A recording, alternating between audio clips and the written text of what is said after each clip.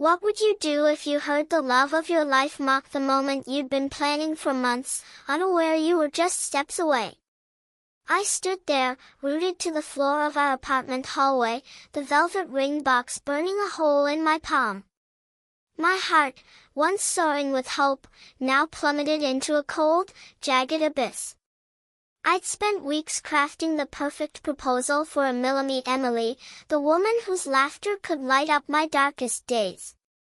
But tonight, her laughter wasn't for me. It was at me. It was a Friday evening, the kind where the city hums with possibility. I'd come home early, eager to surprise her. The plan was simple. A quiet dinner, a walk by the river, and then, under the glow of the city lights, I'd ask her to be mine forever. The ring, a modest but elegant diamond, had been tucked in my jacket for days, a secret I carried with a nervous thrill.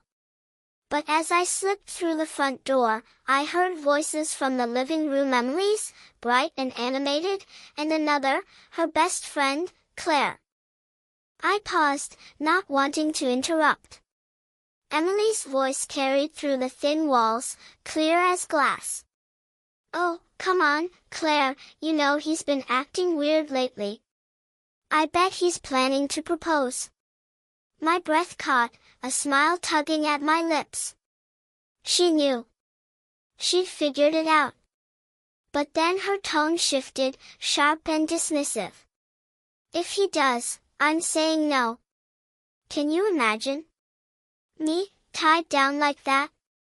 I'd laugh in his face. The world tilted. My knees buckled, and I braced myself against the wall. Laugh in his face. The words echoed, each syllable a blade.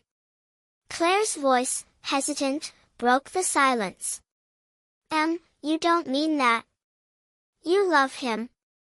Emily's reply was swift, almost flippant.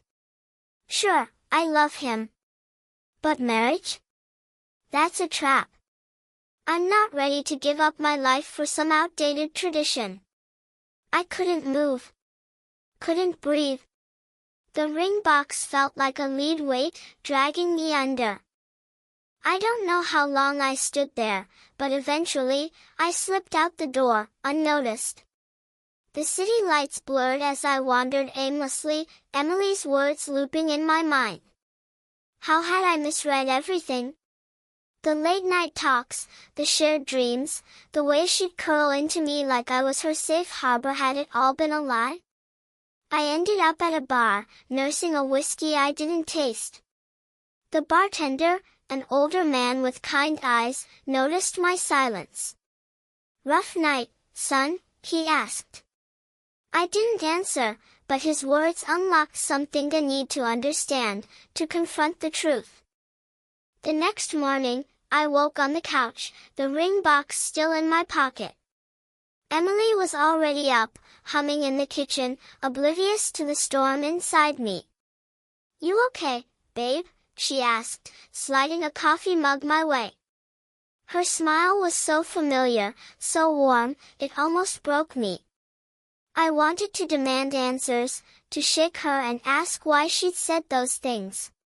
But I didn't. Instead, I nodded, forcing a smile. Just tired.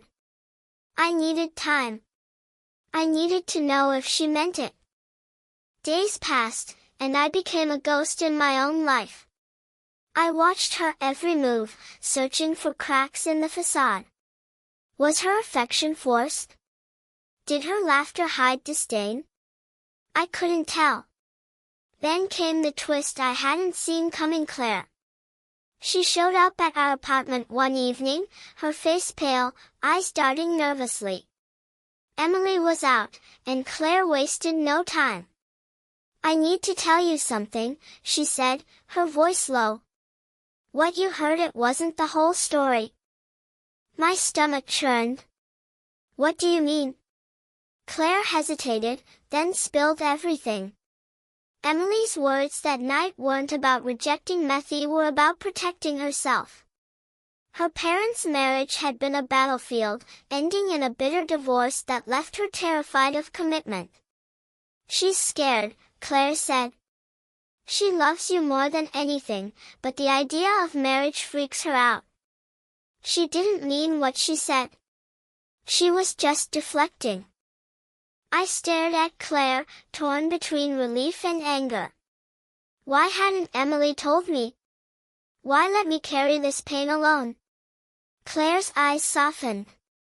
"She doesn't know you heard. If you confront her, she'll shut down. Just talk to her. Really talk." She left, and I sat in the dark, the ring box heavy in my hand. Claire's words shifted something in me, like a lens snapping into focus. Emily wasn't mocking me, she was running from her own fears. That night, I made a decision. I wouldn't propose, not yet. But I wouldn't walk away either. I loved her too much to let fear, hers or mine, destroy us.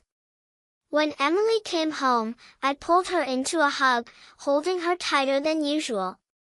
"What's this for?" she asked, laughing softly.